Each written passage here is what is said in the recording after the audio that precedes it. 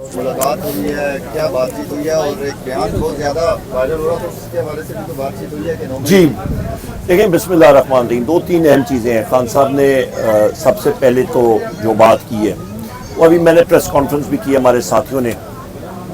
سب سے اہم بات یہ ہے کہ جنرل عاصم منیر کو یہ میسج ہے اور یہ پبلکلی کہا گیا ہے کہ جناب دیکھیں, پاک فوج ایک بہت بڑا منظم انسٹیٹیوشن ہے اور عوام کے بغیر کوئی مسلح فوج یا کوئی فوج نہیں چل سکتی.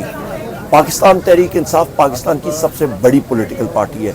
جو موجودہ ڈسپنسیشن ہے یا جو موجودہ پی ڈی ایم کی حکومت ہے, مسلم لیگ نون کی, نواز شریف اور شہباز شریف, وہ کیا کر رہے ہیں کہ فوج کو بدقسمتی کے ساتھ وہ دھکیل رہے ہیں کہ عوام کے ساتھ ان کی کنفرنٹیشن ہو. وہ چیز ملک کے لیے بڑی نقصان دہ ہے اور نہ یہ پاک فوج کے لیے کوئی اچھی چیز ہے, کیونکہ ماؤ سی ٹونگ نے ایک بات کی تھی, اس نے خود کہا تھا کہ فوج کیا چیز ہے, اور اس نے خود اس کا جواب بھی دیا تھا کہ the army is the people uniform, یعنی کہ عوام جو یونیفارم پہنتی ہے تو وہی فوج ہوتی ہے. ہمارے اپنے سے کوئی بھائی ہوگا, کوئی بیٹا ہوگا, کوئی چاچا ہوگا, کوئی والد ہوگا, وہی پاک فوج ہے, تو وہی پاک مسلح فوج ہے. لہٰذا یہ جو اس وقت کی حکومت ہے, جو فارم 47 کی حکومت ہے, یہ ملک کے لیے عوام کے اوپر لائبلٹی ہے. ان کی پرفارمنس نل بٹا نل ہے, اور یہی وجہ ہے کہ D G I S P R کو بیڑا اٹھانا پڑا. بحیثیت وزیر خزانہ بھی اس نے ایکٹ کیا, بحیثیت انفارمیشن منسٹر بھی, اور بحیثیت انٹیریئر منسٹر, تینوں رول اس نے ایزیوم کیے. اور کیونکہ یہ منسٹرز جو تینوں ہیں یہ تو مسنگ ان ایکشن ہے, سو لہٰذا یہ ملک میں نہیں ہونا چاہیے. تو یہ ایک تھا. دوسرا, پھر وزیر اعظم عمران خان صاحب نے یہ بھی کہا کہ آپ کا جو سی سی ٹی وی فوٹیج ہے 9 مئی کی, اور جو کہ آپ کا کور کمانڈر ہاؤس پہ جو وہ ہوا تھا, اس کی سی سی ٹی وی فوٹیج آنی چاہیے سامنے, جو کہ باقی جی ایچ کیو اس کے سامنے ہوا تھا. وہ سی سی ٹی وی فوٹیجز کدھر ہیں, وہ سامنے آنی چاہیے. انہوں نے کہا میں خود اپلائی کروں گا, کیس کروں گا کہ یہ چیز سامنے آنی چاہیے. اور اس کے ساتھ جو 18 مارچ کو جوڈیشل کمپلیکس پہ ہوا تھا, وہاں پہ ساری رینجرز بھی تھی, باقی بھی لوگ تھے وردی میں, ایف سی بھی تھی وہاں پہ. خود مطلب اس جیپ پہ میں کھڑا تھا, میرے ساتھ مراد سعید تھے اور اللہ بھلا کے زلفی بخاری صاحب تھے, اور بلکہ یہیں پہ یہ بیرسٹر غور صاحب ادھر موجود ہیں اور شبلی فراز صاحب, یہ دونوں ساتھی وہاں سے ہو کے سامنے سے آئے اور انہوں نے کہا جی پیچھے ہٹے, یہ ٹریپ ہے. اور وہ ایک قاتلانہ حملہ ہونا تھا وزیر اعظم عمران خان صاحب پہ, تو وہاں سے بڑی مشکل سے ہم لوگ بچ کے گئے تھے.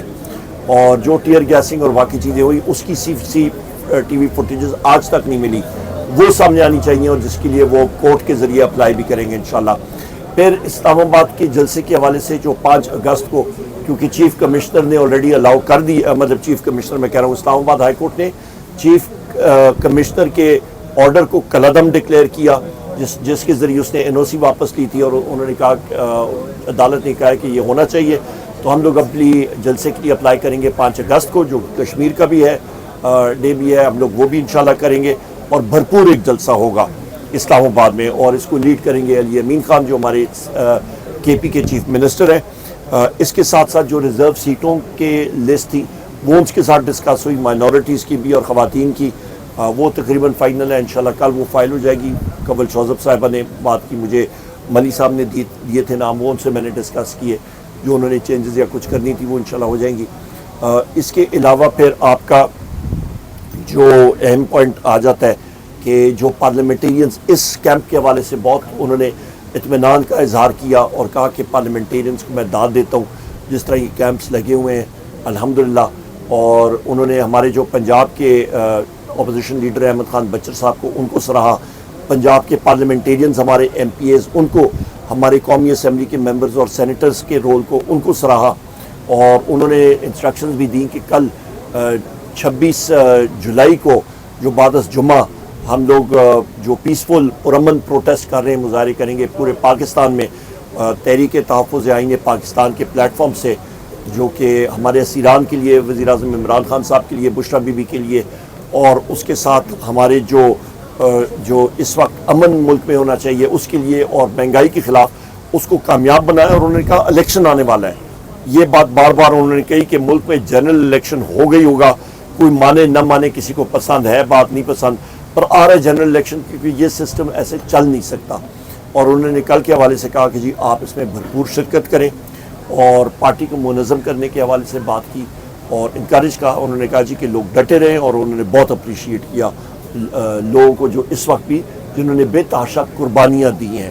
تو یہ وہ سارے عوامل تھے جو انہوں نے ڈسکس کیے وہاں پہ، اور باقی میں نے آپ کو یہ بتا دیا. کل کے بارے میں ذرا فیصلہ آیا ہے بانی چیئرمین پی ٹی آئی کی 9 مقدمات میں جو 9 مئی کے اس کو غلط قرار دیا ہے، ویڈیو لنک کے ذریعے حاضری کی اس کو بھی غلط قرار دیا ہے. دوسری طرف الیکشن کمیشن میں آپ کے تمام ایم ایل اے کے جو ایفیڈیوٹ ہیں وہ ہو کے انہوں نے نوٹیفکیشن جاری کر دیا ہے.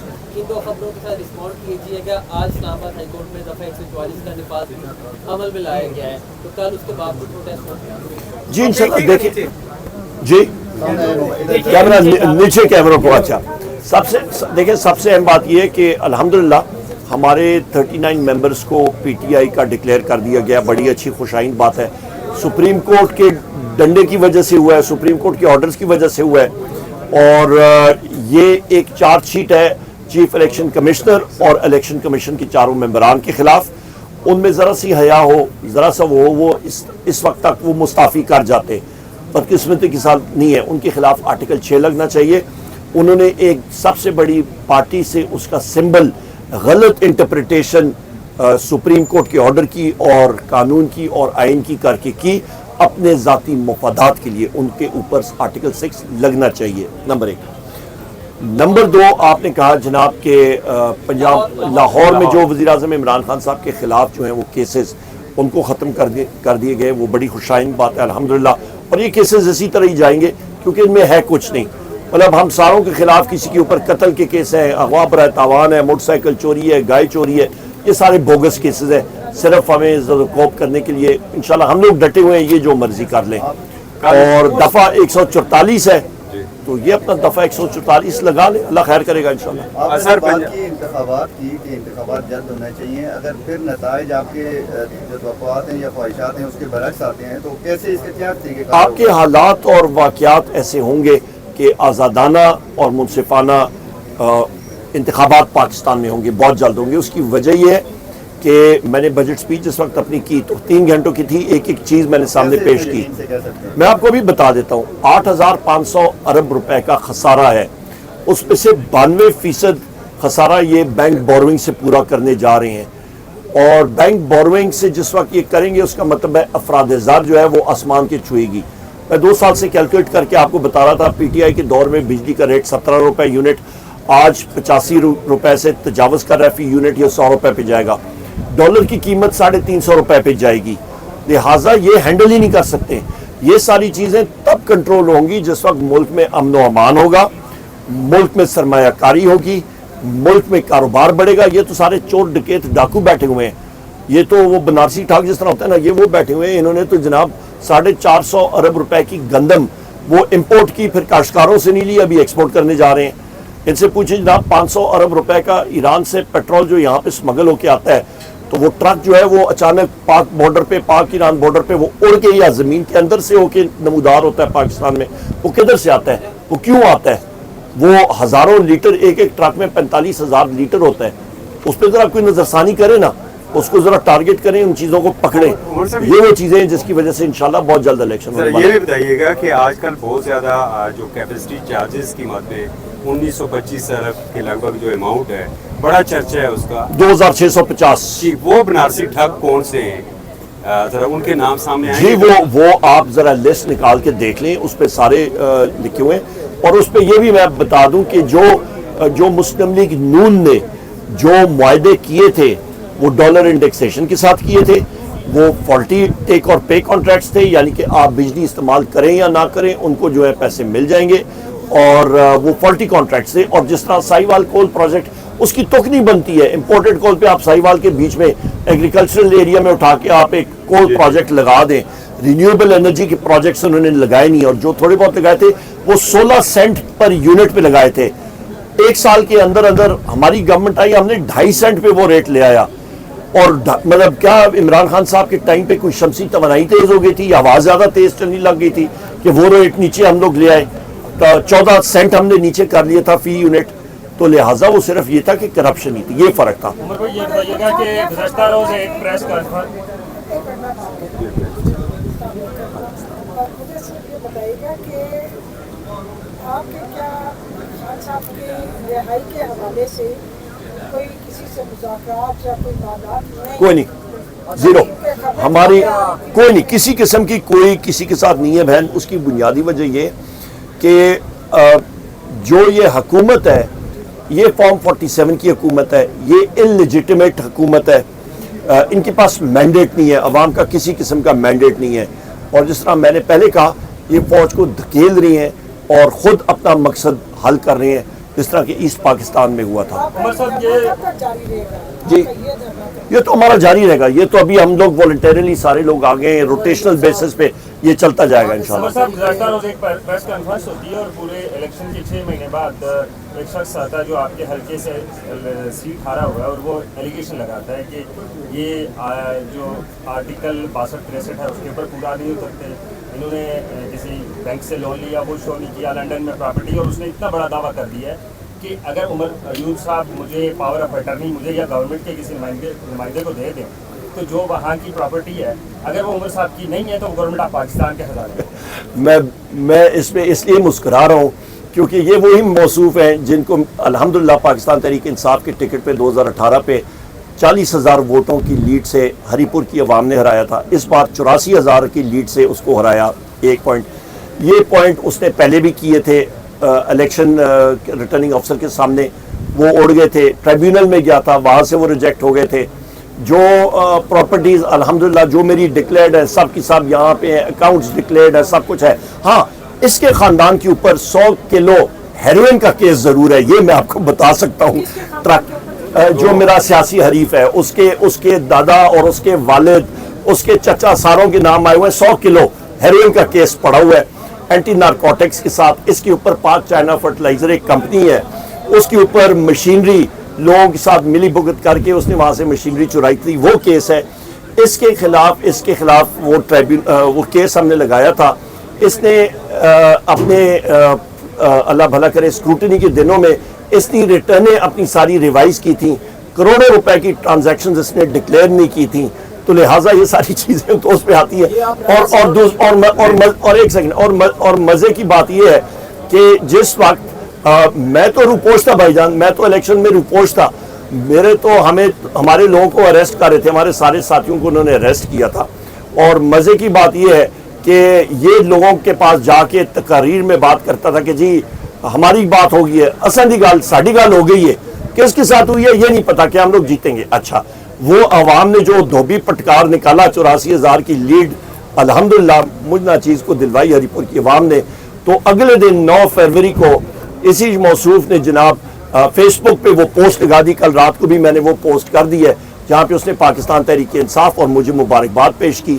تو یہ وہ حالات ہیں. کل پریس کانفرنس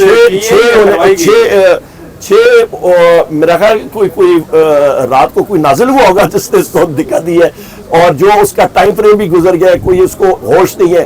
تو سب کی سب چیزیں ریجیکٹ ہو کے تو پھر جناب موصوف مطلب تکڑے ہو کے تو سامنے آئے ہیں. تو لہٰذا کیا کہتے ہیں عوام نے تو ریجیکٹ کیا پہلے 40,000 کی لیڈ سے اور اس وقت 84,000 کی لیڈ سے. صاحب آپ کے بڑے جو ایکٹیو ساتھی ہیں، آخری سوال یہ ہے شیر افضل مروت، اس سے متعلق ان کی روحیت کی معطلی کی خبریں بھی آئی ہیں. کیا خان صاحب سے کوئی بات چیت ہوئی ہے؟ یہاں پہ وہ جب PTI کے اوپر بڑا مشکل دور تھا تو انہوں نے اس کو سنبھالا، اس کی باتوں کو سنبھالا.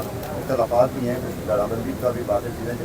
تو شیر افضل مروت کیا پاکستان تحریک انصاف کا حصہ ابھی بھی ہیں؟ کیا آپ نے تحریک انصاف کا حصہ سمجھتے ہیں یا خان صاحب سے کوئی بات چیت ہوئی ہے؟ دیکھیں جی، میں ایکٹ کرتا ہوں اپنے فاؤنڈر چیئرمین کے آرڈرز کے اوپر جو ہمیں ملتے ہیں، اور ہمارے چیئرمین اور میں، ہم لوگ بیرسکور صاحب، ہم لوگ ساری ٹیم ایکسیکیوٹ کرتے ہیں. وزیر اعظم عمران خان صاحب نے کہا کہ ان کی ممبرشپ جو ہے وہ معطل کی جائے، ہم نے ایکسیکیوٹ کر دی.